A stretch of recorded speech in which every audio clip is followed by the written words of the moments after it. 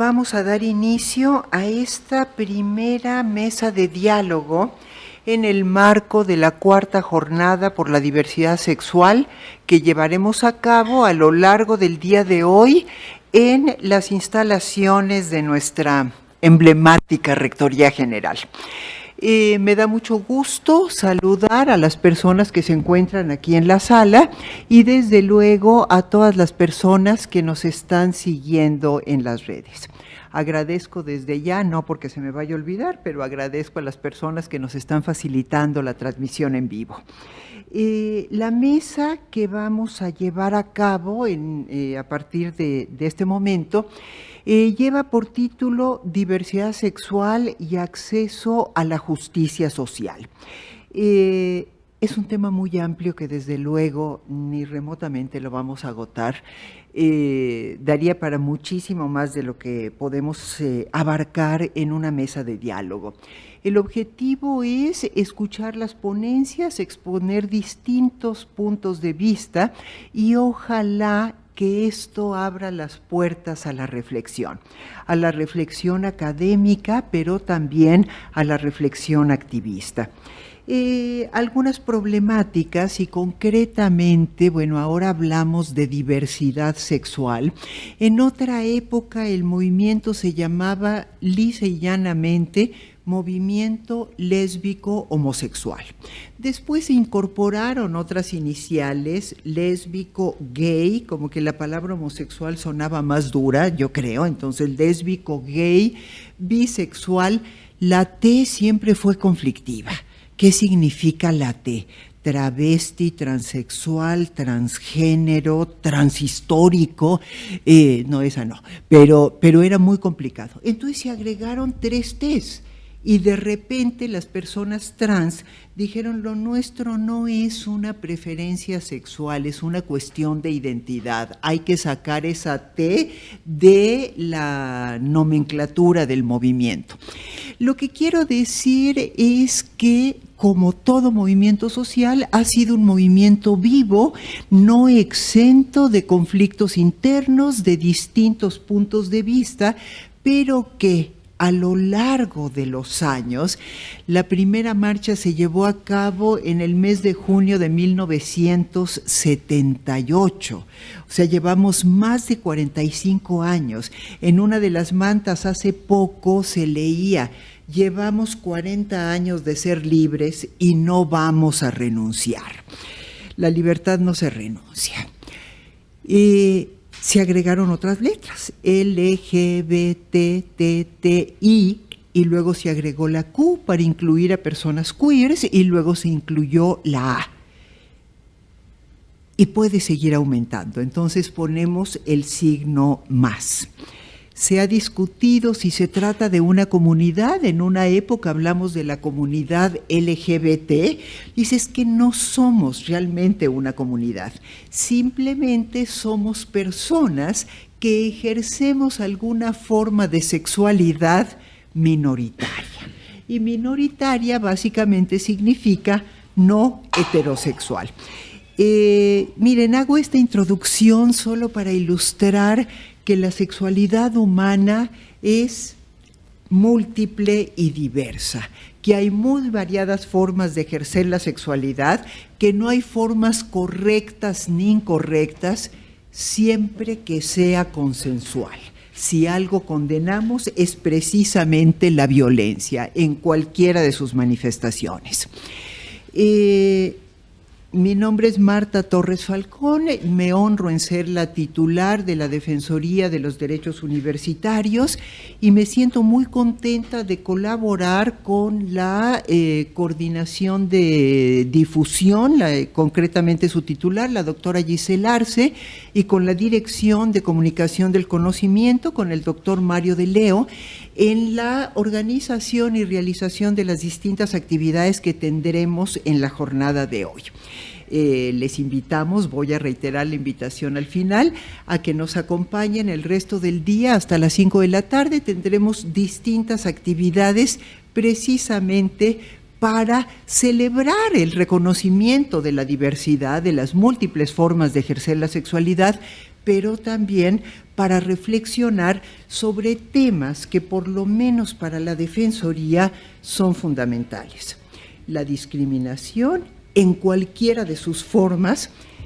La discriminación, como sabemos, se asienta en dos pilares fundamentales, que son el estigma y el prejuicio. Y esa nefasta articulación hace que muchas formas de discriminación, la gran mayoría de las formas de discriminación, estén totalmente naturalizadas. Piensen nada más cuántos chistes conocen que satirizan a un hombre homosexual. Y hay muchísimos que hemos escuchado y doy ese ejemplo porque es el tema que nos convoca hoy, pero muchas otras expresiones de discriminación. Me da mucho gusto presentar a la y el ponente que tendremos el día de hoy. Voy a darle la palabra, bueno, digo que los voy a presentar y no presento, ¿verdad? Qué tramposa. Bueno, me da mucho gusto presentarles a la maestra Tania Meredith Maldonado Flores y al doctor Moisés Hernández Carrasco. Ambos en algún momento, actual o pasado, han sido integrantes de nuestra comunidad universitaria. Les presento primero, quiero decir, aparte de dar el nombre, voy a leer una breve reseña curricular de la maestra Tania Maldonado antes de darle la palabra. Tania es psicóloga por la Universidad Autónoma de San Luis Potosí y maestra en estudios culturales por el Colegio de la Frontera Norte, el COLEF, sede Tijuana, que además es un lugar súper bonito, es entre paréntesis. Actualmente es doctorante del posgrado de Humanidades en la línea Estudios Culturales y Crítica Postcolonial, precisamente en la Unidad Xochimilco de la Universidad Autónoma Metropolitana. Su proyecto de investigación se titula Estereotipos y fisuras, prácticas de significación en las movilidades forzadas de disidencias sexuales por México. Ha colaborado en el área de cultura y educación en el albergue temporal Casa Arcoíris en Tijuana, Baja California. Participó en el proyecto Humanizando la Deportación en el trabajo realizado durante la pandemia por COVID-19. Coordinó la fase 1 del proyecto de atención integral a mujeres y al colectivo LGBT refugiadas en México de la organización Ayuda en Acción de México. Actualmente realiza un voluntariado en gestión cultural para personas LGBT refugiadas en México con la organización Casa Frida en la sede Ciudad de México. Cuenta con publicaciones de artículos relacionados con migración y disidencia sexual, estrategias de resistencia y procesos de violencia en la movilidad por México. Tania, bienvenida a la Rectoría General. No te digo que bienvenida a la UAM porque tú formas parte de la UAM. Sí. Bienvenida a la Rectoría General y concretamente a esta cuarta jornada de diversidad sexual. Adelante, por favor. Muchas gracias. Pues primero agradecerles por la invitación. Me siento muy contenta de estar aquí con todas las personas que han venido y con las que nos están escuchando pues por las redes, ¿no? Entonces, bueno, ante esta mesa de diversidad sexual y acceso a la justicia social, me permití escribir algo para poder estar, digamos que en los tiempos y como es un diálogo, una conversación, pues no estar ahí con el micrófono todo el tiempo, pero bueno, es una intervención en 3 viñetas en donde el acceso es la interrogante. La primera viñeta, justicia social. La justicia social es un proceso de construcción, profundamente atravesado por relaciones de poder, memorias que tienen que ver con lo colonial y por luchas que se encarnan en los cuerpos y territorios. La justicia social, como parte de los derechos humanos, es a la vez un marco de normativas, legislaciones, compromisos interestatales, como un campo de acción con alcances políticos que debemos situar y mirar desde cada corte de realidad, es decir, en contexto. Son, desde hace años, desde hace muchos años, momentos que nos generan incertidumbre. Estoy hablando de este momento, están aconteciendo diversas cuestiones que nos atraviesan, que pueden sentirse lejanas, pero en realidad forman parte de la realidad social. Y esto, además de las incertidumbres, nos acarrea malestares y también nos convoca a tener posicionamientos. En cuestiones de diversidad sexual tienen lugar panoramas políticos de alta complejidad, como siempre podríamos decir, pero en el terreno de la diversidad sexual, de la disidencia sexual, hay ganancias en los derechos tanto como alertas. Por ejemplo, en diversos países se han implementado políticas que han sido ampliamente denunciadas como regresivas y violentas hacia la comunidad LGBTIQ+. En Estados Unidos, por ejemplo, bajo el actual mandato de Donald Trump, hay una suspensión de pasaportes a todos aquellos que tienen género no binario o que son disidentes al género binario. Hay un traslado forzoso de mujeres trans a prisiones masculinas y hay discursos que apelan a la retórica, no solo en Estados Unidos, también en otros países, biologizante como producción de verdad sobre el sexo y la sexualidad.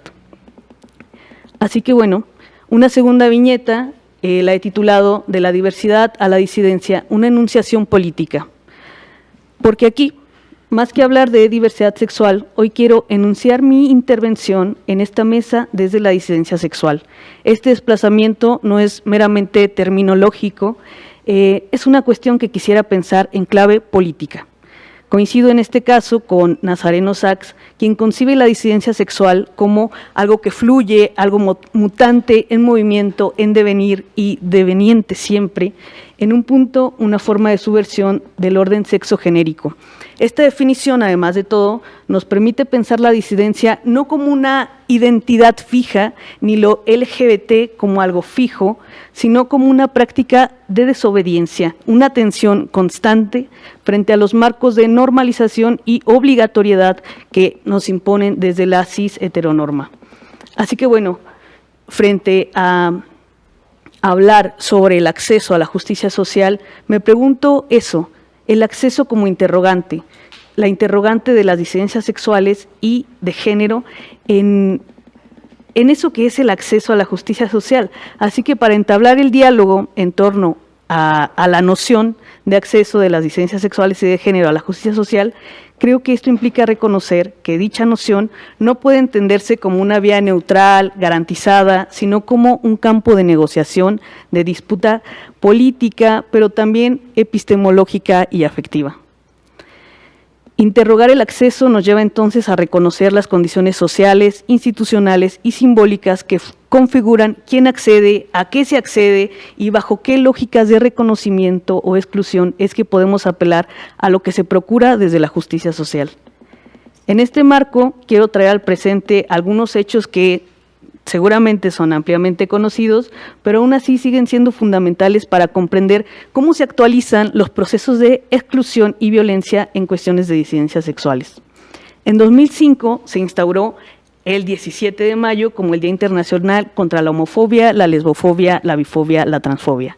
La fecha remite a un gesto altamente simbólico: la eliminación en 1990 de la homosexualidad del clasificador de la clasificación internacional de enfermedades mentales, la CIE, de la Organización Mundial de la Salud. Cabe recordar que desde 1952 hasta esa misma década, el Manual Diagnóstico Estadístico de los Trastornos Mentales, DSM, de la Asociación Americana de Psiquiatría, también clasificó la homosexualidad como una patología mental.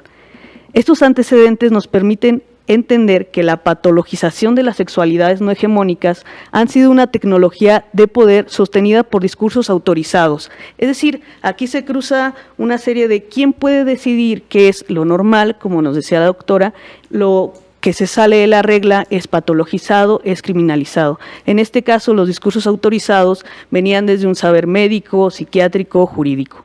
Así se instauraron y se legitimaron procesos de criminalización hacia quienes disienten al régimen cis heterosexual. Y en este contexto me permito decirles que, de acuerdo con la Asociación Internacional de Lesbianas, Gays, Bisexuales, Trans e Intersexuales, ILGA, todavía hasta bueno, los datos que han recabado, digamos, hasta 2024, el año pasado, nos dicen, nos conversan que hay 64 jurisdicciones nacionales que prohíben aún las relaciones homosexuales y privadas consentidas entre hombres. De ellas, 40 castigan también los actos lésbicos. La dureza de las condenas oscila entre un amplio abanico que va desde menos de un año de cárcel hasta la cadena perpetua. Asimismo, es un delito que puede ser castigado con pena de muerte en 11 países.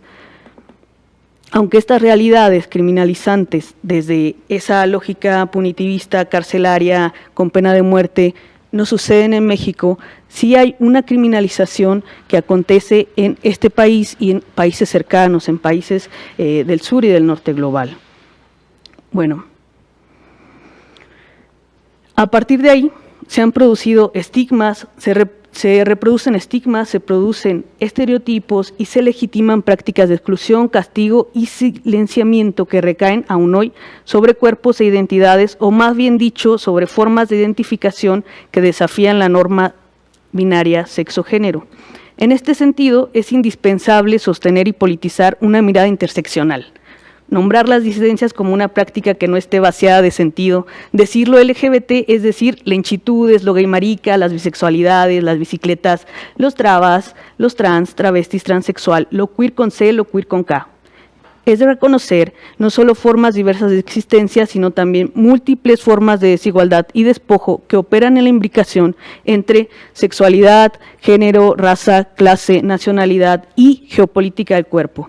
Estamos convocadas entonces a conversar sobre el acceso a derechos, y en este marco ello implica el acceso a una vida vivible, digna, con posibilidades reales de imaginar futuros dignos y vivenciar presentes que nos permitan ser. Ahora bien, hay una cuarta viñeta, con esta ya voy, como digamos, hacia las conclusiones, o más bien hacia la sección de cierre, y le he titulado Refugiadas, Migrantes, Caminantes, LGBTIQ+. Hace apenas unos días, el 20 de junio, se conmemoró el Día Mundial de las Personas Refugiadas. Traer a la mesa la cuestión del refugio es pensar en vidas que se desplazan, en cuerpos que huyen, en subjetividades que resisten desde el exilio, en este caso, desde el sexilio. En este sentido, propongo entrelazar todo lo anteriormente dicho con el devenir refugiado y la vivencia desde la disidencia sexual. Aquí se abre un punto nodal para entender y para extender nuestra mirada sobre la justicia social, sí como ideal, pero sobre todo como un territorio de acción colectiva, una práctica cotidiana que se encarna en la militancia, en acuerpamiento, en la escucha, en la creación de espacios habitables para todos. El acceso, y recuerden que trajimos acceso como interrogante, en este marco no es un derecho garantizado per se, sino una disputa viva por accesos a trabajos dignos, acceso a educación horizontalizada, laica, preferentemente no partidista, etc., et al., acceso a servicios dignos de salud y no estigmatizantes. Nos preguntamos, ¿en qué trabaja una persona refugiada LGBTIQ+ en México? ¿En qué trabajan les deportades disidentes sexuales? ¿Cuáles son las necesidades específicas de las personas trans, mujeres trans, hombres trans, trans no binarias? Una última cuestión, y con esto, ahora sí para ir concluyendo, la justicia social incluye a la justicia espacial, como lo ha planteado desde una concepción teórica, digamos, Edward Soja, y es aquella que nos habla del acceso equitativo al espacio, a los recursos, a la dignidad territorial. Así, la intersección entre la diversidad o la disidencia sexual y el acceso a la justicia social nos remite a problematizar, exigir, solicitar y practicar el derecho a habitar, a circular, a la no detención por cuestiones de lecturas corporales basadas en marcajes de racialización, al derecho a pertenecer. Y en este sentido, la disidencia es una práctica que podemos ejercer todos, porque en algún momento, de algún modo, todos hemos sido disidentes al mandato cis heteronormativo o, en todo caso, y esta es una invitación, podemos serlo. Disputar el acceso, a eso estamos convocados, traer a la memoria accesos ganados desde las luchas antirracistas y disidentes en todas las latitudes. La justicia social no se limita a la redistribución económica, aunque claro que es importante. Abarca también el reconocimiento de las diferencias, la reparación de las violencias históricas y la creación de condiciones para que todas las vidas puedan ser experimentadas con dignidad. En este sentido, pensar la justicia social desde la disidencia sexual y de género no es un ejercicio teórico aislado, allá quién sabe dónde, sino una forma de interpelar los límites del sistema político, legal y epistémico que aún hoy patologiza, invisibiliza y castiga a quienes disienten de la cis heteronorma. Es pensar la justicia no solo como redistribución de derechos, sino como configuración radical del mundo compartido. Gracias.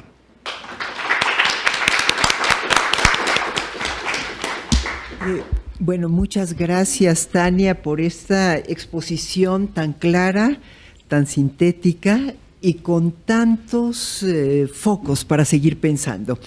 Y miren, quiero hacer dos comentarios, uno que debí haber hecho al principio. Esta mesa, en efecto, forma parte de la 4ª jornada de la diversidad sexual aquí en la Universidad Autónoma Metropolitana, pero también se inscribe en las actividades de la campaña México sin Tortura, en la que participa la Defensoría de los Derechos Universitarios por invitación directa de la Secretaría de Gobernación. Bueno, ese es el primer comentario. El segundo es que convocamos a Tania a través del doctorado que está trabajando por ser integrante de la comunidad universitaria de la UAM Xochimilco, y en cierta forma Moisés también. Y ahora me estoy enterando que ambas personas tienen vínculo con la Casa Frida Refugio LGBTQ+. Terminamos conociéndonos todas las personas, siempre al final, sí, tú eres tal y tal, es que yo también estuve, sí, pero yo llegué más tarde, pero yo antes, pero yo estaba. Y porque a fin de cuentas, quienes estamos desde distintos espacios, trabajando, reflexionando, teniendo actividades, y actividades de cualquier tipo, académicas, pero también políticas, de manifestación pública, etcétera, seguimos siendo muy pocas. Seguimos siendo pocas las personas que estamos reflexionando, trabajando y actuando en torno a esta variante específica de los derechos humanos que lacera a las ahora llamadas disidencias sexuales. Bueno, hecho ese comercial, les presento con mucho gusto al doctor Moisés Hernández Carrasco. Moisés Hernández Carrasco también es psicólogo, tiene más de 20 años de experiencia en práctica clínica y trabajo en territorio con personas LGBTQ+ en situaciones de riesgo. Es coordinador del programa de contención psicológica y prevención del suicidio La Hora Segura, de It Gets Better México para jóvenes LGBTQ+. It Gets Better, puede mejorar o va mejorando, ¿no? Sería como la traducción. Ya les cuento porque el nombre de la porque es una campaña permanente. It Gets Better, o sea, vamos mejorando. Estoy tratando de traducir un poco literalmente, pero ahora nos explicas. En 2020, Moisés fue parte del equipo fundador de Casa Frida Refugio LGBT+, donde continúa colaborando hasta hoy como parte de su consejo directivo. Cuenta con estudios de doctorado, bueno, no solo estudios, ya hiciste tesis y ya la defendiste, ¿no? Entonces cuenta con el doctorado, ya es doctor, ¿no? Con y sí sabemos que hay que estudiarle un poquitín, sí. Doctorado en ciencias sociales con especialidad en psicología social de grupos e instituciones, precisamente por la Unidad Xochimilco de la Universidad Autónoma Metropolitana. Tiene también una maestría en Filosofía y Ciencia por el Centro de Investigación y Docencia en Humanidades del Estado de Morelos, hoy se llama Colegio de Morelos, y la licenciatura en Psicología por la Universidad Juárez Autónoma de Tabasco. Tenemos aquí en esta mesa tenemos personas migrantes, ¿no? La migración interna de San Luis Potosí a Tijuana, Ciudad de México, de Tabasco, Morelos, Ciudad de México. El comentario parece trivial, espero que no lo sea. Siempre que nos movemos de un lugar a otro, estamos reaprendiendo y afianzando distintas cosas. Moisés Hernández ha publicado textos en medios académicos y divulgación sobre género, ciencias sociales y psicoanálisis. Es miembro de la Escuela Lacaniana de Psicoanálisis. Perdón, no me atreví a leerlo en francés para no balconearme tan rápidamente, ¿no? La traduje sobre la marcha. Y del Consejo de Publicaciones de la Editorial Psicoanalítica de la Letra. Moisés, bienvenido a esta mesa de diálogo. La exposición de Moisés lleva por título... son títulos generales, no tan precisos, y además un poco lo presioné ahorita para que me diera un título. Expulsión y huida de hogares y territorios, terapias de conversión y migración de personas LGBT. Muchas gracias, Moisés, por estar aquí. Bienvenido, tienes la palabra. Muchas gracias. ¿Cuánto tiempo? Porque si no yo me voy como hilo de media. Como hilo de media travesti, diría una amiga. La introducción, la inauguración de esta jornada se va a llevar a cabo a la 1:00 p.m. Acaba 5 minutos antes y estamos en tiempo. Yo espero que minutos. Un poquito antes para el café. Te puedo interrumpir y darle la palabra a Tania y ofrecer la palabra al público también. Sí, pero bueno, así que no te preocupes por el tiempo. Bueno, pues en primer lugar agradezco muchísimo a nombre de Casa Frida, Refugio LGBT y Plus, y además a nombre, por supuesto, de las personas que lo conforman, en primerísimo lugar, las personas beneficiarias, y también agradezco en nombre mío, también es propio, en nombre propio, la invitación, porque realmente es una enorme oportunidad de dialogar en el ámbito académico sobre cuestiones que hacemos en trabajo territorial. No siempre hay un diálogo entre territorio y academia, entonces esto me parece que es una oportunidad maravillosa. Y además yo quiero decir que entre todos los motivos de orgullo que tiene Casa Frida, además de ser, por ejemplo, una organización, les voy a contar muy rápidamente de qué es Casa Frida para poderles contar de lo demás que querría compartir con ustedes el día de hoy.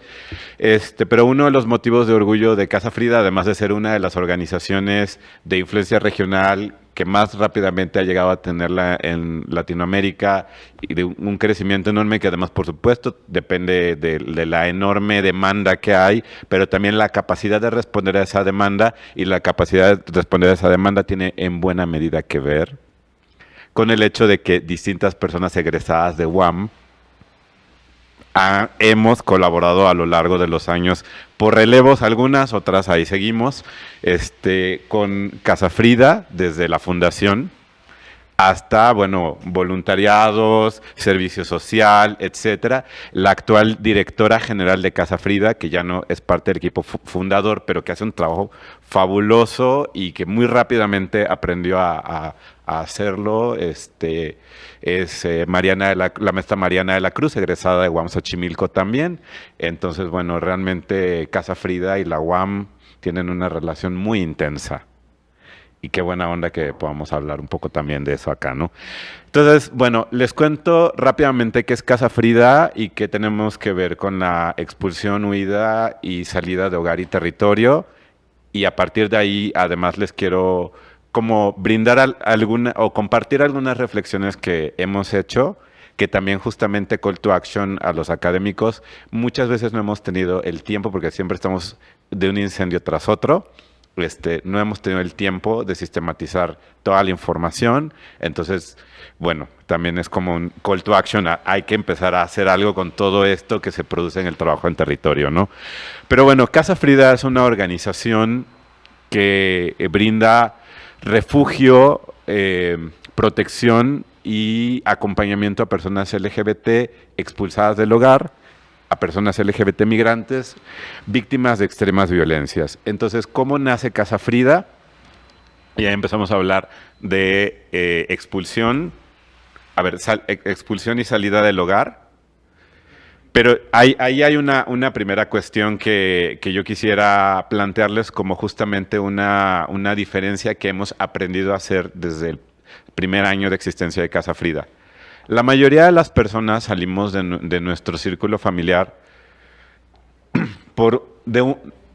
de tres maneras, de manera muy genérica, de tres maneras. Idealmente salimos por emancipación. En algún momento de nuestra vida empezamos tal vez a trabajar, a ejercer algún oficio, etcétera, e incluso aun cuando salimos del hogar, en muchas ocasiones la familia continúa brindando un apoyo hasta que dicen suficiente. Entonces, es una manera, digamos, más o menos general, que no siempre se cumple, pero de algún modo suele haber, en el caso sobre todo de las personas cis heterosexuales, pues una cierta espera de la emancipación. Aunque uno sea doctorante y viva casado. Que no es nuestro caso. No, ajá, perdón. Pero hay personas que por distintos motivos o son expulsadas, donde hay una violencia explícita, o huyen del hogar. A la primera oportunidad buscan una manera de salir de ahí, hacer un doctorado, por ejemplo. Pero justamente necesitan poner distancia porque alguna situación de violencia hace difícil poder continuar dentro del núcleo familiar. Y por supuesto que cuando hay una situación que es de expulsión o de huida, ahí habrá que ver, y eso es parte de lo que habría que sistematizar. Nosotros en la experiencia lo podemos identificar un poco y en los registros también, porque desde el día 1 también trabajo documental, archivo, etcétera. Pero bueno, ciertamente, por ejemplo, en el caso de la expulsión y de la huida, el apoyo y el acompañamiento de la familia están condicionados. Por ejemplo, la expulsión es una forma, además, entre otras, de violencia económica, porque la lógica es: cuando vea lo que es amar a Dios en tierra ajena, volverá. Y en el caso de la huida, que además no conoce de clases sociales, o sea, hay la huida de quien justamente con el pretexto de ir a trabajar en el pueblo de al lado que sea, o en un estado vecino, o, como decía yo, a hacer una carrera académica, o mamá, papá, es que quiero hacer una maestría, pero la quiero hacer en Europa o en Estados Unidos. Pero siempre hay un tema de poner tierra de por medio. Y que además, porque además si uno habla las historias de vida con las personas LGBT que ya tienen un trayecto, uno se da cuenta que muchas decisiones se precipitaron de una manera que no hubiera ocurrido si no hubiera habido violencia. Y aquí vamos a entrar al tema de las terapias de conversión. Si no hubiera violencia, si no hubiera habido como una cuestión como insistente de, oye, vístete así, córtate el pelo así, oye, ¿por qué andas así? Oye, y la novia, oye, y el novio, oye, las señoritas no usan camisas de franela de cuadros rojos, etcétera, ¿no? O sea, hay una cuestión ahí como de poner distancia, que por supuesto tiene una consecuencia en la vida de las personas. Y hablando de justicia social, incluso personas que uno supondría que viven situaciones de privilegio, que también es un tema, la diferencia de clase, por ejemplo, en comunidad LGBT. O sea, el hecho de que uno sea una persona LGBT no te exime de que seas racista, pero al mismo tiempo es verdad que hay una diferencia entre las personas LGBT, comillas, privilegiadas, y las personas no LGBT privilegiadas. Por ejemplo, en las historias de vida y en las situaciones actuales de personas, digamos, aparentemente ya emancipadas, que tienen departamento, perro, pareja, se casaron con una boda divina y todo lo demás, resulta que sigue habiendo violencia económica en cuanto a que, pues mira, tus hermanos es así, están casados, tienen hijos, tienen gastos legítimos, entonces tú tienes que dar más para las enfermedades de los padres, o tienes que ayudarnos con la colegiatura de la sobrina, o a pagar los 15 años, porque aparte tú eres el padrino, etcétera. Porque además hay una cosa que incluso lleva, y esto ya lo nombro también, o sea, lleva a que a lo largo de todo el trayecto vital e incluso después de la muerte, las familias asumen que los recursos económicos de las personas LGBT les pertenecen. Y en realidad la cuestión de la autonomía, el libre desarrollo de la personalidad, etcétera, son conflictivos, porque, por ejemplo, una persona aparentemente en buenas condiciones en esta ciudad de derechos, etcétera, que tiene un departamento en una zona, pues, digamos que puede sostener un departamento en una zona en este momento, pues ya dolarizada, digámoslo también, pues resulta que tiene una diferenciación en cuanto a sus gastos y a la relación de la familia en cuanto al dinero, en cuanto a sus otros hermanos o hermanas heterosexuales. Por ejemplo, temas que llegan a ser conflicto en las personas LGBT aparentemente estables son, pues es que, quieren ustedes una banalidad, pero pues no nos podemos ir de viaje porque este cabrón, o sea, mi pareja, o esta persona, o sea, mi esposa, todo el dinero se lo da a la mamá. Y que tiene que ver además con un deseo de pertenencia, con una culpa, con un no cumplir expectativas, que por otro lado, además, en el caso de las personas LGBT, se magnifica el no cumpliste las expectativas cuando ninguna persona cumple las expectativas de nadie. Piensen en las personas hetero de, queremos que seas abogado o ingeniero como tu papá, tu abuelo y el abuelo de tu abuelo. No, pues no, yo no quiero ser eso, yo quiero ser emprendedor de no sé qué y pues puede haber un conflicto. O, es que te dejamos un pedacito de terreno para que traigas a vivir a tu esposa aquí. No, jamás, yo me voy para acá. Y pues puede haber una pequeña disputa familiar por ahí o gran disputa familiar, pero en algún momento se recompone. Pero me puedo estar yendo del tiempo. Entonces, hay una cuestión diferenciada en la salida del hogar, que en muchas ocasiones es violenta, que implica además salir de prácticas, digamos, que buscan cambiar la orientación sexual de las personas. En México se aprobó ya una ley contra las mal llamadas terapias de conversión. Se llama, que además desde cierto activismo se empezó a nombrar esfuerzos para corregir la orientación sexual y la identidad de género, pero bueno, de por sí ya es problemático meter el verbo corregir ahí porque ya es validar una norma. Pero al mismo tiempo es una visión punitivista complicada en la que hasta el día de hoy no han metido a la cárcel a nadie, y donde además es impráctica, porque un menor de edad que vaya a denunciar a sus papás porque lo quieren llevar a un retiro espiritual, vamos viendo. O sea, hay una cuestión impracticable, pero además mucha de esta violencia que se vive cotidianamente y que va mermando tu calidad de vida y tu capacidad de ejercer tus derechos, así ya estén reconocidos en el papel. Mucha de esta violencia, pues precisamente es informal, es como la gotita que te cae todos los días en el desayuno de ese pelo, no te vistas así, no hables así.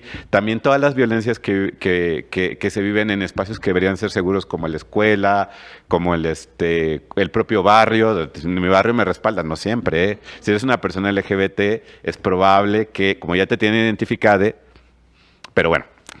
Entonces, eso lleva a situaciones en las cuales la gente interrumpe lo que podríamos llamar un potencial proyecto de vida para poner distancia.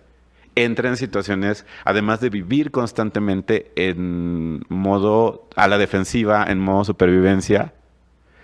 Y eso, además, muchas veces acompañado de otra cantidad de violencias que cruzan, de otra cantidad de situaciones. Además, si eres una persona racializada, si eres una persona trans, si eres una persona migrante. Y entonces eso lleva a que las personas además salen muchas veces de sus territorios buscando territorios seguros.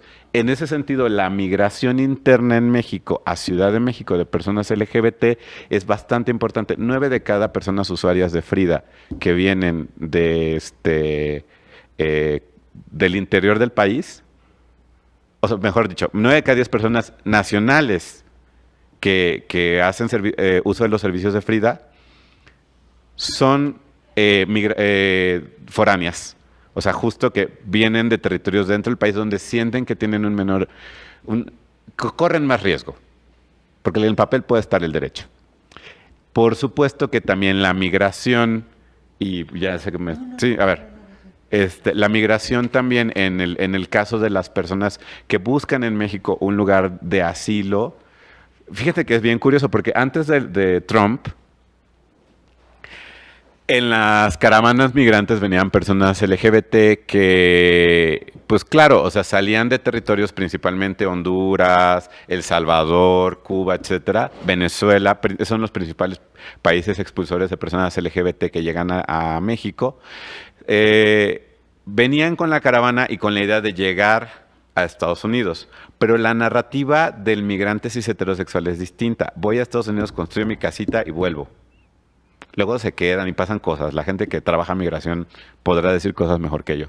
Pero cuando las personas LGBT llegan a México y sobre todo a territorios en México donde se dan cuenta que pueden acceder a la transición de género, al matrimonio igualitario, al tratamientos para VIH si viven con VIH, etcétera, de repente dicen, pues yo para qué caramba quiero ir a Gringolandia, si aquí además hablan español y también pues tenemos culturalmente más cercanía, ¿no?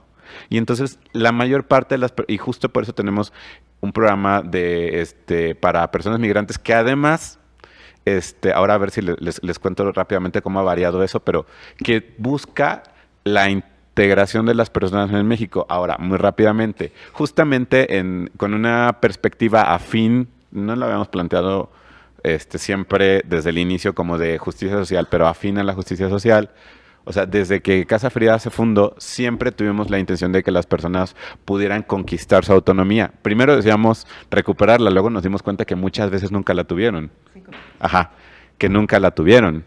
O sea, ¿por qué? Porque todas estas violencias, aún dentro del hogar, hay una marginación, hay una cantidad de situaciones. Por ejemplo, te encontrabas con personas nacionales, locales, que te decían, bueno, sí, pero me cuesta entrar en el ritmo del desayuno es a tal hora en Frida, la comida es a tal hora, porque es que yo vivo de noche. Y luego empezabas a indagar por qué. No, pues porque todo el día se la pasan diciéndote cosas. Claro que ya que la familia duerme, o sea, se invierte el ciclo de sueño-vigilia, lo cual por supuesto compromete la capacidad, la posibilidad de llevar a cabo estudios, la capacidad de entrar en una dinámica laboral, etcétera, ¿no?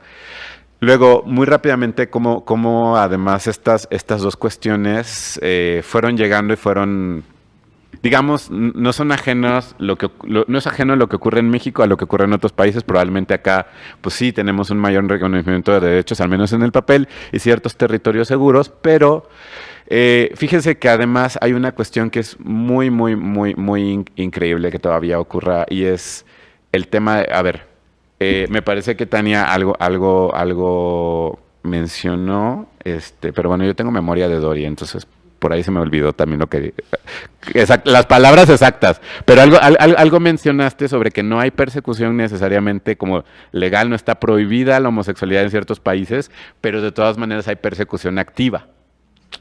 Por eso digo, o sea, el papel es importante, pero socialmente puede haber una persecución activa. Entonces, increíblemente, o sea, la manera como nos deslizamos a la indolencia y a la celebración incluso de la muerte de las personas LGBT, eso sigue pasando en 2025.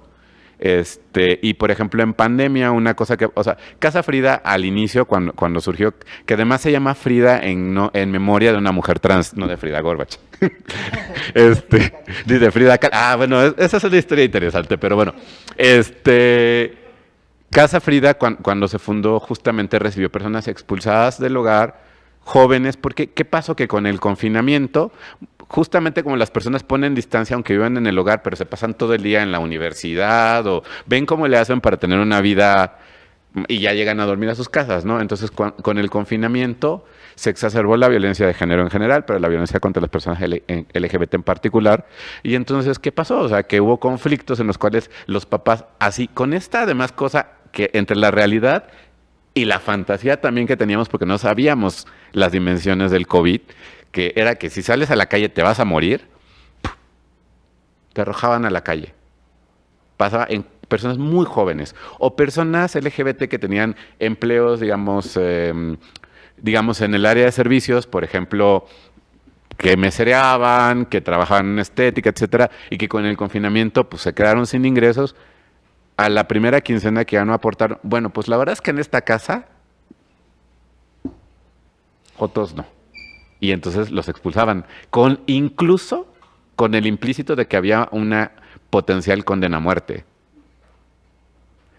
O sea, y eso no es, pues digamos, ocurrió, digamos, en el tiempo de la pandemia. Gradualmente nuestra población ha sido cada vez más población migrante. Por supuesto va a haber las particularidades de los territorios, etcétera. Pero hay una cosa que es importante, la indolencia, el tema de arrojarte a la muerte, exponerte a la muerte en territorios donde además no hay leyes que reconozcan. Por supuesto que hay incluso una cuestión de, pues sí, de exponerte de que las bandas y los grupos de violencia te puedan reclutar, usar y matar, de que pueda ser además objeto justamente en este entrenamiento de grupos delictivos, ¿sí? Entonces, eso sigue pasando el día de hoy.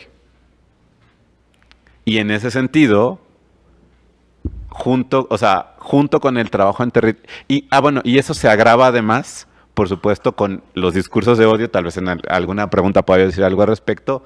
El ascenso de los nuevos fascismos, de los nuevos conservadurismos, que además inmediatamente lo primero que hizo Donald Trump es que en México, a ver, la mayor parte de los servicios que se brindan para personas LGBT de algún modo están a la cuenta de la propia comunidad, o sea, a través de organizaciones de la sociedad civil, que desde el sexenio pasado, que se criminalizó las organizaciones en general de la sociedad civil, no reciben las organizaciones de ningún tipo dinero del Estado. Entonces, sociedad civil, desde el sexenio pasado dependemos de gobiernos extranjeros, iniciativa privada, solidaridad comunitaria. Entonces, por ejemplo, la primera acción de Donald Trump fue cortar recursos a todo lo que financiaba Estados Unidos para revisarle, por supuesto, todo lo que huela a feminismo, género, lo cual, por supuesto, él sabía, implicaba de golpe y porrazo la muerte en el corto plazo de mucha gente y el deterioro de su calidad de vida. Entonces, en ese contexto también resistimos. Bueno,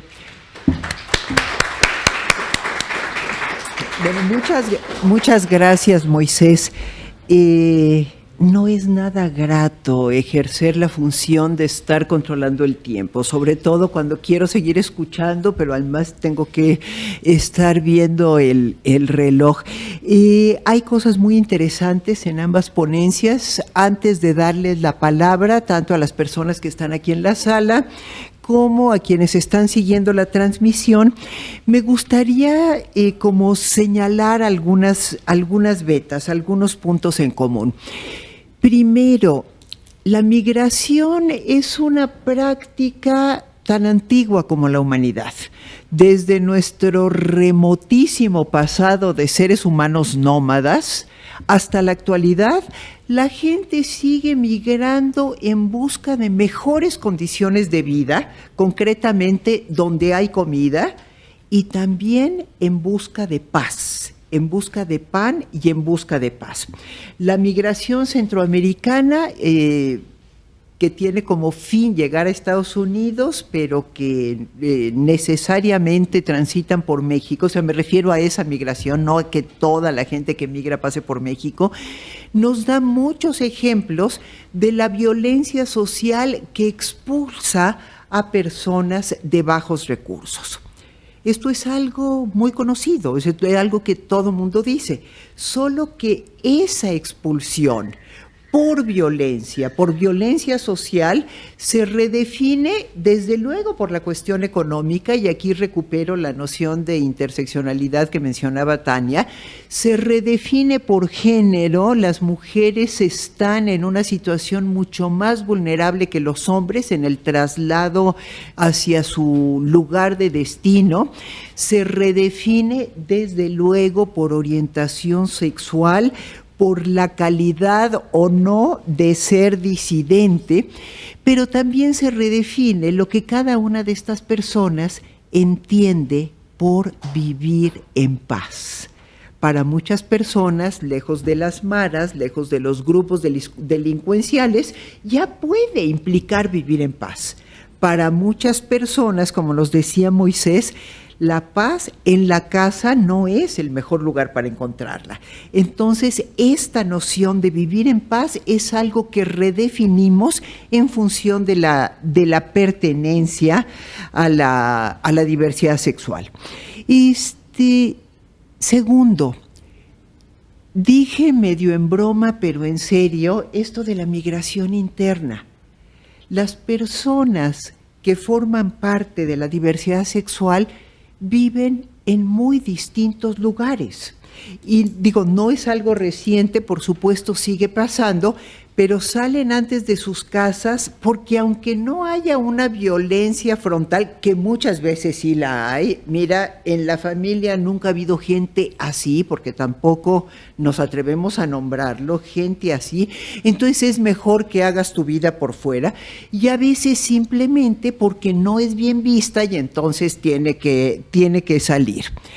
Y hace algunos años, bueno, hace 357 años, porque yo sigo en la universidad, pero en esa época era estudiante de licenciatura, uno de mis compañeros estaba buscando desesperadamente dónde dormir esa noche, porque ese día tenía que salir de su casa. Había descubierto que su padre, un prominente abogado egresado de la Escuela Libre de Derecho y con una posición económica más que desahogada, tenía ya la reservación de vuelo, hotel y clínica médica en Alemania para hacerle una lobotomía. Y decía, pues ojalá que después la broma era, oye, te iban a quitar las clases de música y te iban a dejar tan torcido como eres, ¿no? Porque además necesitamos el humor, ¿eh? El humor es un mecanismo de sobrevivencia en situaciones adversas. Decía, es que si me quedo a dormir hoy, mañana me llevan al aeropuerto y literalmente me van a romper la cabeza, no es una metáfora. Entonces, bueno, esas cosas siguen sucediendo. Espero que no tanto como ocurrían en los años 80, en los años 90, pero eso sigue siendo.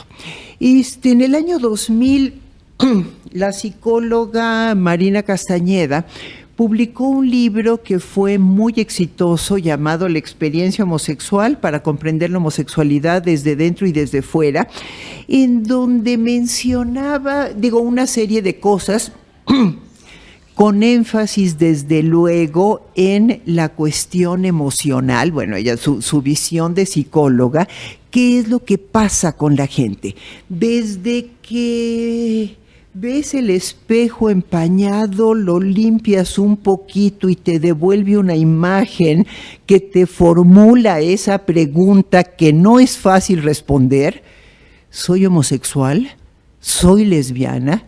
Ahí empieza la elaboración de un duelo por la heterosexualidad perdida, que es tal vez lo que jurídicamente llamaríamos una pérdida de lo no habido, pero de todas maneras hay que elaborar un duelo por cualquier pérdida, aunque sea una pérdida de lo no habido. Y ahí empieza un proceso que puede ser más o menos complicado, de acuerdo con muchas cosas. Ya nos has hablado, Moisés, de las cuestiones personales, la cuestión de la familia, la expulsión, el rechazo, el simplemente ignorarte. En 2001 se cumplieron 50 años de la emisión del protocolo de los refugiados. El protocolo es de 1951 y se pensaba que la situación de los refugiados se iba a resolver en 5 años. Pues ¿y cuánto duró la guerra? Pues en un ratito limpiamos la casa y listo. Se prorrogó otras 2 veces más y luego se hizo permanente. Y uno de los cuestionamientos era si se incluía el género como un motivo de persecución. Y eran discusiones súper interesantes, y alguna vez una funcionaria del Alto Comisionado de Naciones Unidas para los Refugiados, el ACNUR, ella vivía en Suiza, pero era de Liberia, me dice, no insistas tanto, el problema no es en un reconocimiento académico, teórico, por más fundamentado que estén los hechos. Ningún país se va a dar abasto para recibir la enorme cantidad de solicitantes de refugio por motivos de género. Entonces, eso nos plantea otro problema.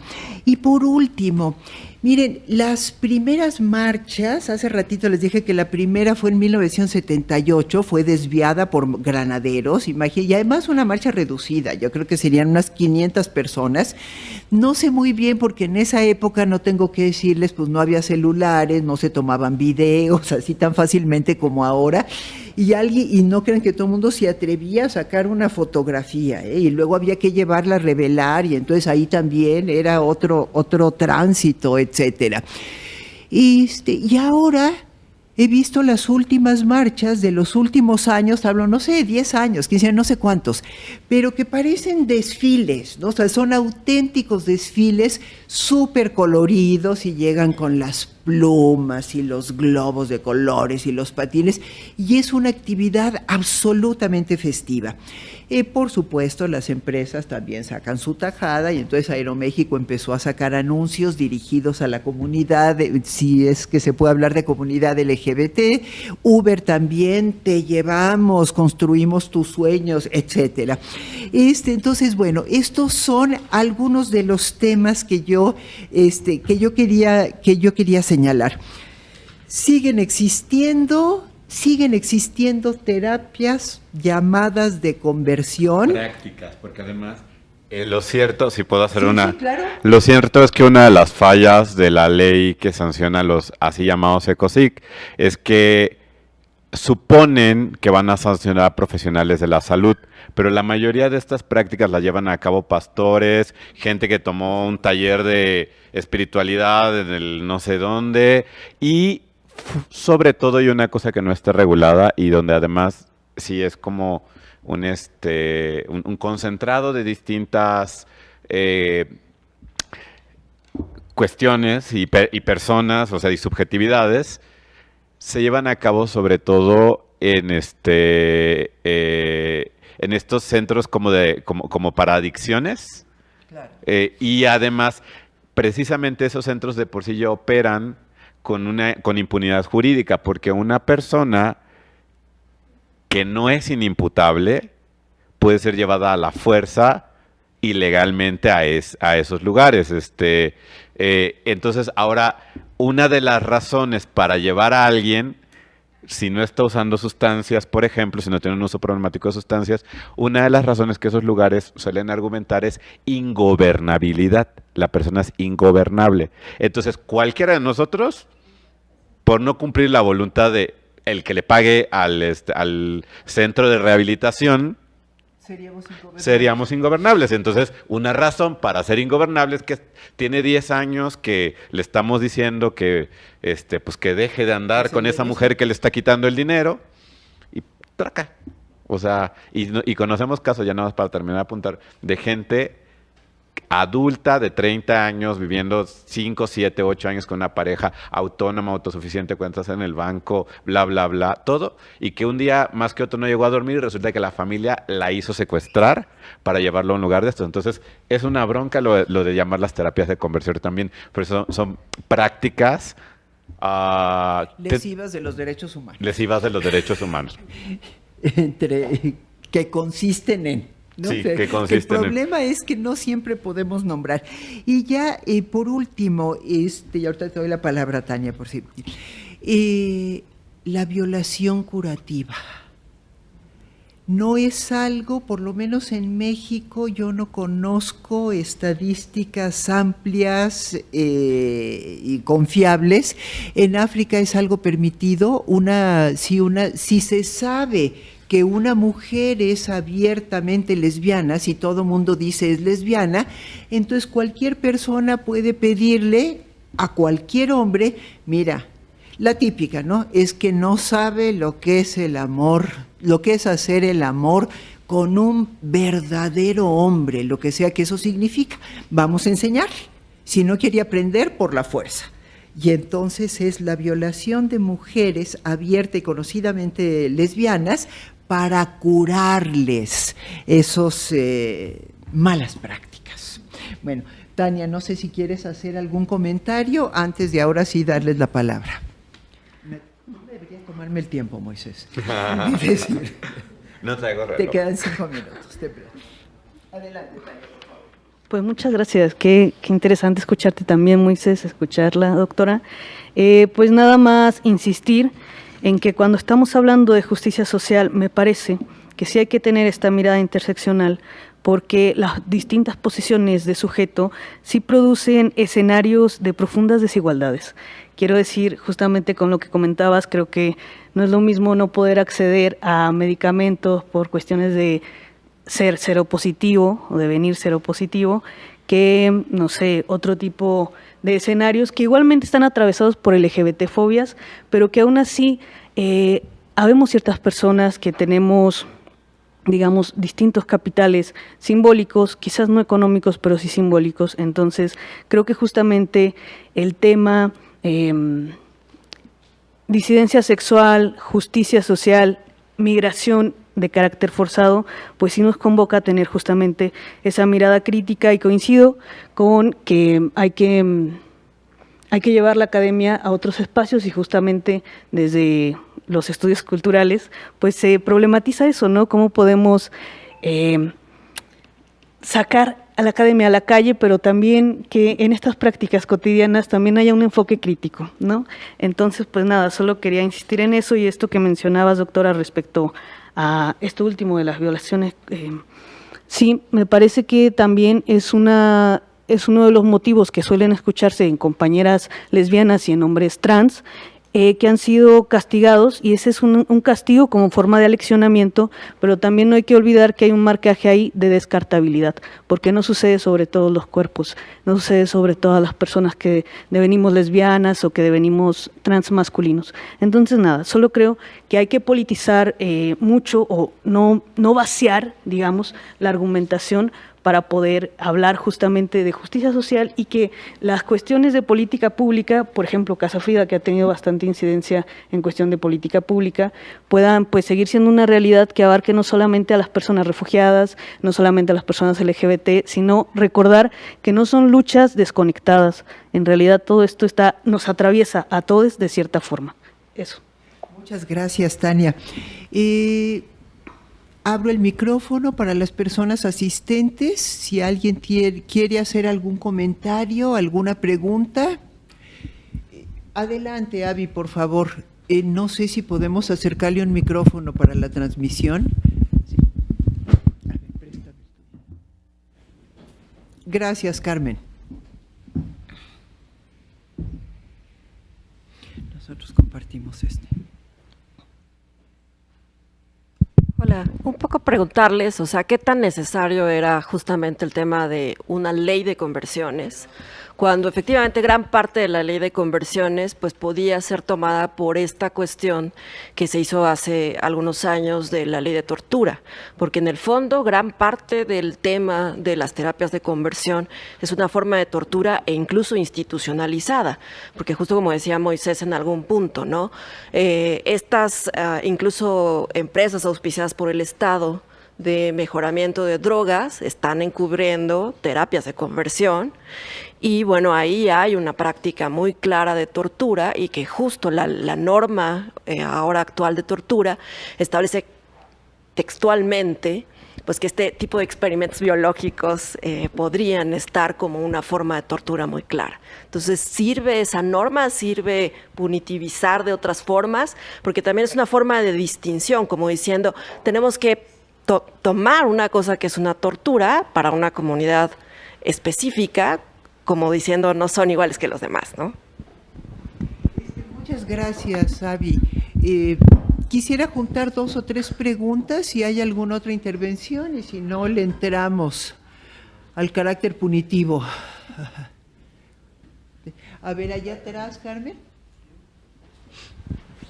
Bueno, muchas gracias. Primero, al doctor preguntar si ha afectado y cómo ha afectado este cambio que mencionaba el financiamiento externo, particularmente de Estados Unidos, y si compete a Casa Frida, si es solo USAID lo que estamos hablando, y cuál ha sido históricamente desde esta casa refugio esa relación, me imagino, conflictiva, contradictoria, con hablar de capitales foráneos, condicionados, sobre todo del norte. Y a la maestra Tania, si ha habido cambios, tal vez desde lo anecdótico, desde la propia experiencia en Casa Fridas, en esa composición de las personas LGBTIQA+, véase nuevas nacionalidades, procedencias, destinos, teniendo en cuenta que globalmente se habla de nuevas migraciones, pero si eso se ve reflejado desde la propia experiencia, más reciente así en Casa Frida, y bueno, en tanto desafíos nuevos que tienen como Casa Refugio. Muchas gracias. Sí, gracias por la pregunta. Las preguntas, ¿alguien más? Por favor. Gracias. Para les compañeros, en función a, digamos, Sudamérica, sabemos que México tiene más derechos para las personas LGTB, pero me gustaría saber, como extranjera, ¿qué derechos faltarían mejorar en México para las personas migrantes LGTB, especialmente para Tania? Gracias. Muchas gracias. Bueno, creo que podemos responder, y si hay alguna más, enseguida les vuelvo a dar la palabra. En las redes hasta este momento no tenemos ninguna pregunta. Por favor, Tania. Ok, pues sí, respondiendo a lo que nos comenta la pregunta que lanza y el cuestionamiento del compañero David. Bueno, a mí no me preguntaste lo de USAID, pero voy a aprovechar para decir algo. Y creo que justamente hay que problematizar también lo de USAID, porque como sabemos, el mismo USAID ha financiado otras cuestiones, ¿no? Como aquí, pues, personas expertas en esto de esterilizaciones forzadas en otros espacios, también han sido financiadas por USAID.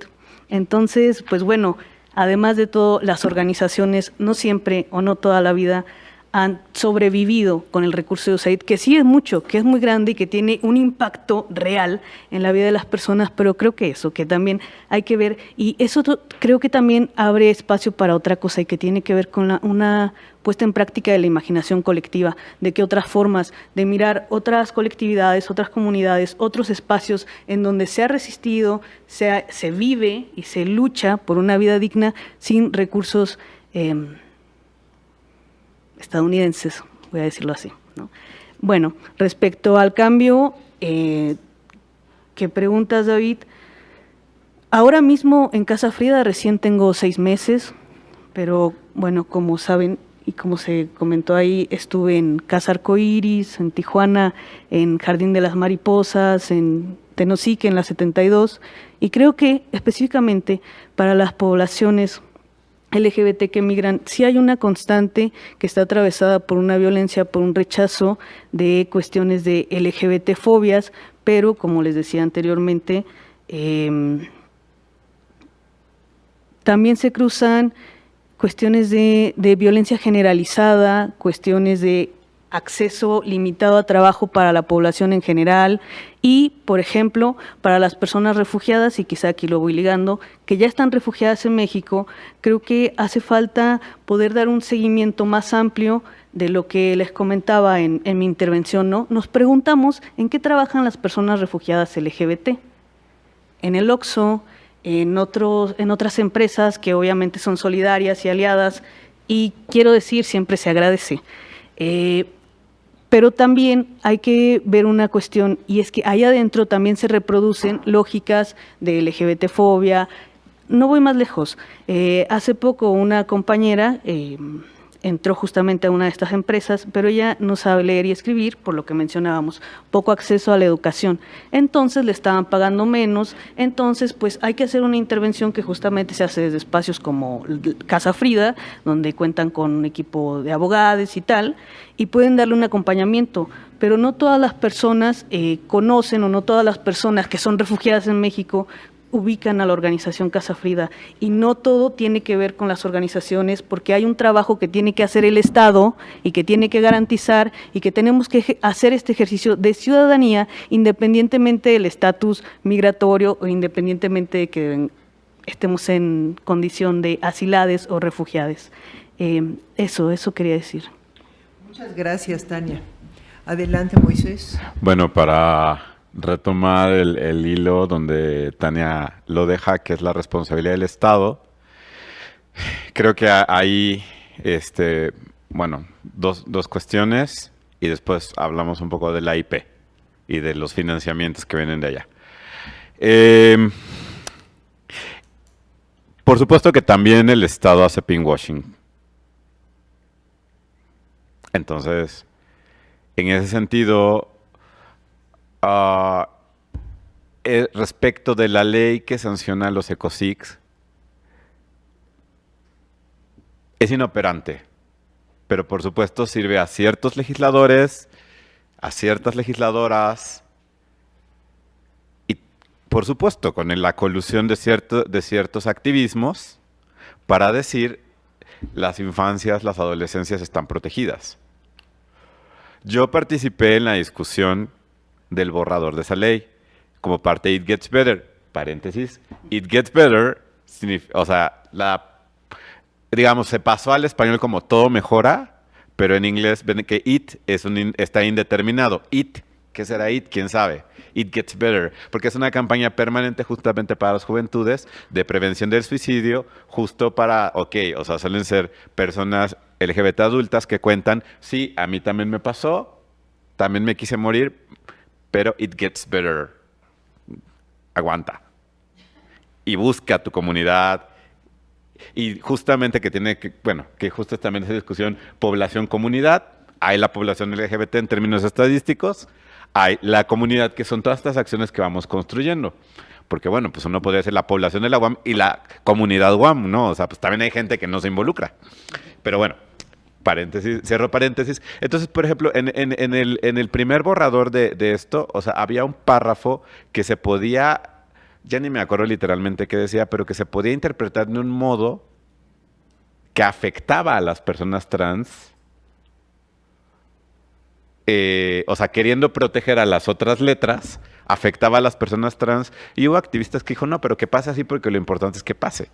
Pero porque el tema era terminar el proceso legislativo porque venían elecciones. El Estado también hace pinkwashing. Para mí, la ley de ecocic es pinkwashing. No hay una sola persona encarcelada. ¿Y de qué sirve? Porque además, si yo encarcelo a los papás de una infancia, adolescencia, que no sé, 15 años, por ejercer ecocic, ¿quién se va a hacer cargo de esa infancia? ¿Quién se va a hacer cargo de esa adolescencia? O sea, y además, la bronca son, ya me acordé, porque a mí también tardan, se me va el wifi, ¿no? Entonces,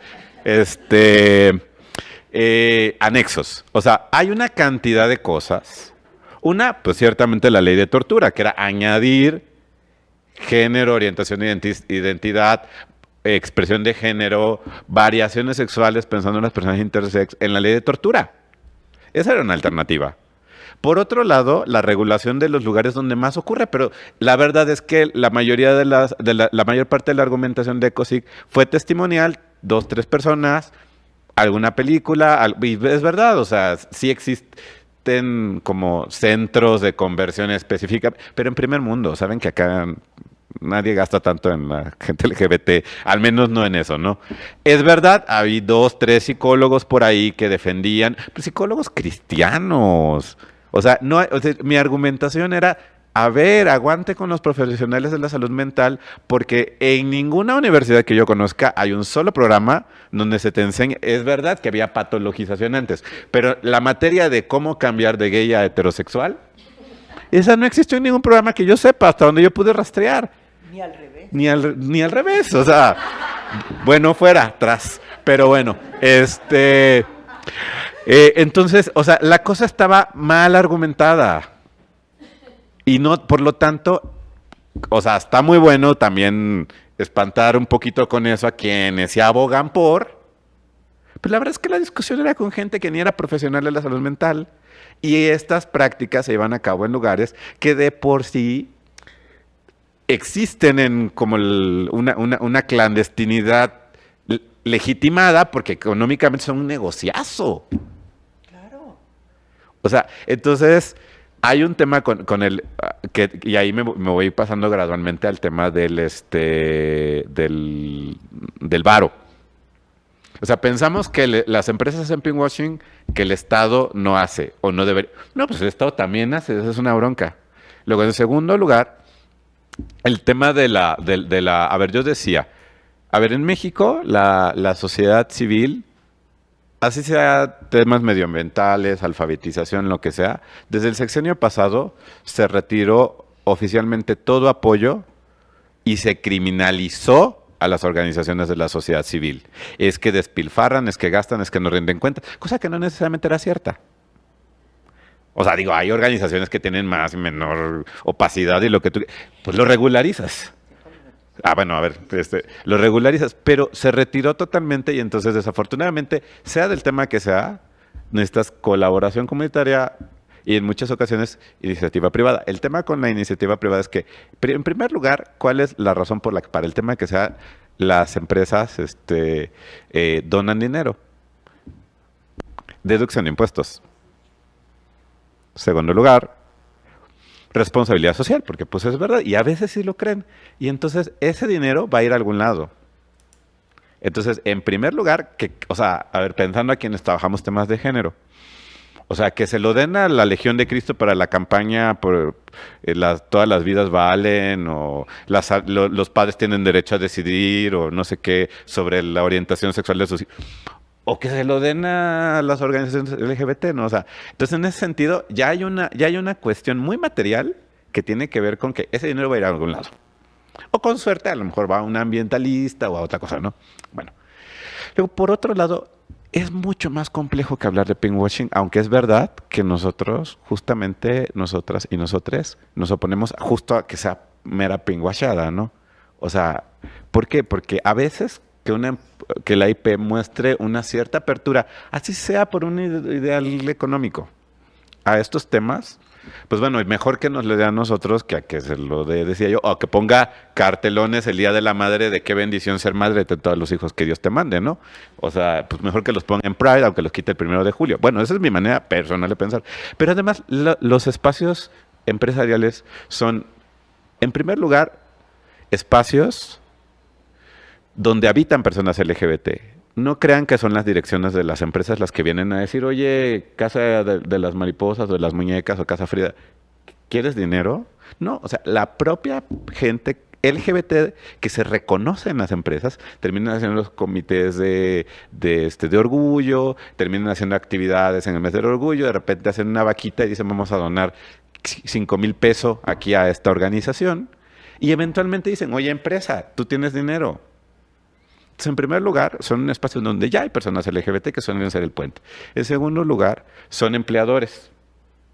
En tercer lugar, son espacios en los cuales se puede hacer valer los derechos de las personas LGBT, porque además una cosa que entre los muchos pendientes es que en los hechos, por ejemplo, las personas LGBT muchas veces no declaran ser LGBT en la empresa, aunque se les note a kilómetros, y por lo tanto no ponen de beneficiarias a sus parejas, por ejemplo. Ni números de emergencia, nada de eso, ¿no? Y en último lugar, trato de terminar ya, además son espacios, las instituciones, ya sea la universidad, ya sea la empresa, ya sea la iglesia, pues al final tienen límites que no tiene como el conglomerado social. Entonces, si tú induces situaciones de inclusión, etcétera, en ese espacio cerrado, es probable que se empiece a replicar en otros espacios. Y es más fácil que lanzarlo hacia el mar. Entonces, ahí hay una oportunidad. Y por último, nada más, porque esto creo que es importantísimo decirlo, porque además es para celebrar. Sobre los pendientes y así, y la situación de las personas migrantes, A partir del cierre de las fronteras, se hizo más imperativo replantear el derecho de asilo en México, y prolongando algo que nos compartía la doctora Marta, también, no, pero también cómo empezó, cómo el género y todo, a cómo está fraseado hasta el día de hoy,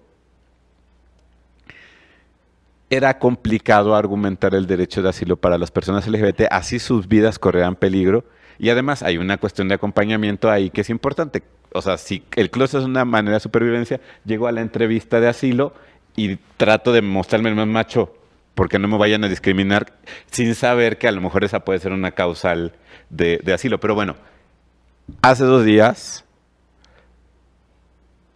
gracias a una iniciativa que ahí sí nos vamos a parar el cuello, de Casa Frida,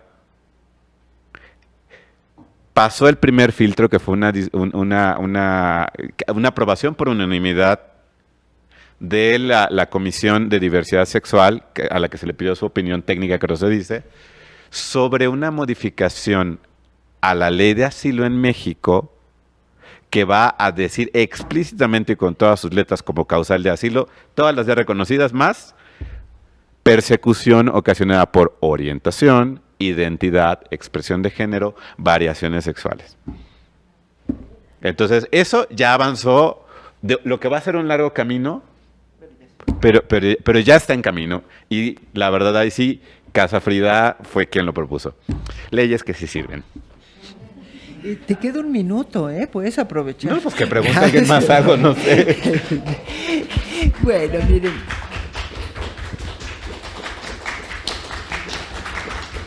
Lo aplaudimos.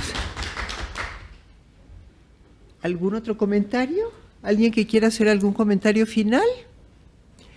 Si no es así, bueno, pues entonces terminamos con esta mesa.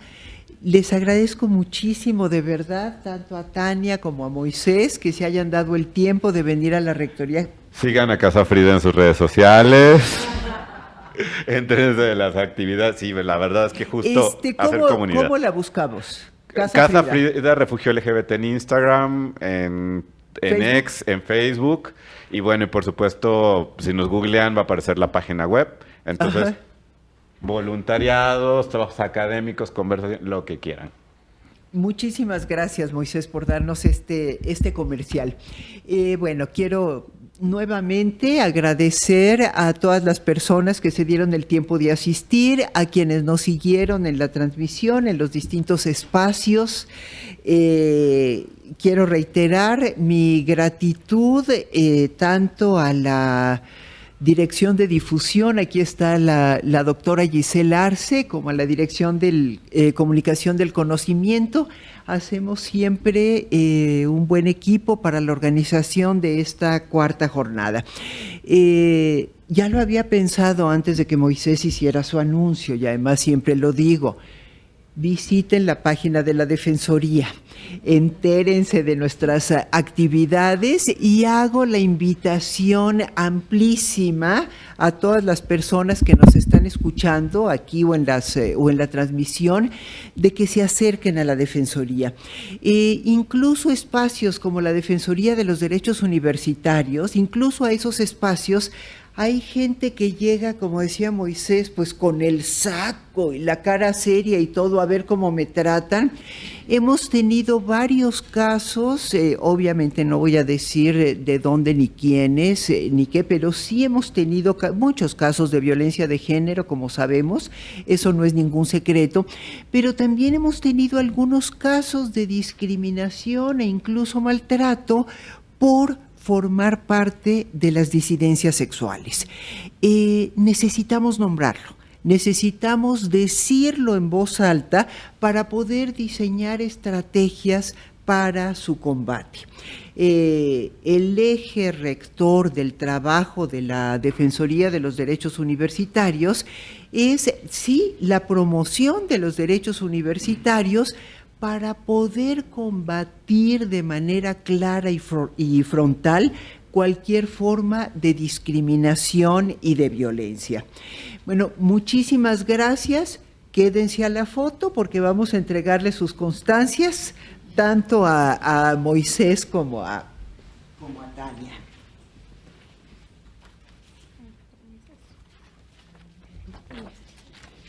La Universidad Autónoma Metropolitana otorga la presente constancia al doctor Moisés Hernández Carrasco por su participación en la Mesa Diversidad Sexual y Acceso a la Justicia Social como parte de la 4ª jornada. Bueno, aquí está. Gracias. Y esto es de parte de la Dirección de Difusión, un presente. Lindísimo. Sí, claro. Y para la maestra Tania Meredith Maldonado Flores, la Universidad Autónoma Metropolitana otorga la presente constancia a la maestra Tania Meredith Maldonado Flores por su participación en la Mesa Diversidad Sexual y Acceso a la Justicia Social, como parte de la 4ª jornada de la diversidad UAM, que se llevó a cabo en la Rectoría General el 26 de junio. Muchas gracias. Aquí está la constancia y este presente es parte de la dirección, de la Coordinación General de Difusión. Bueno, muchísimas gracias.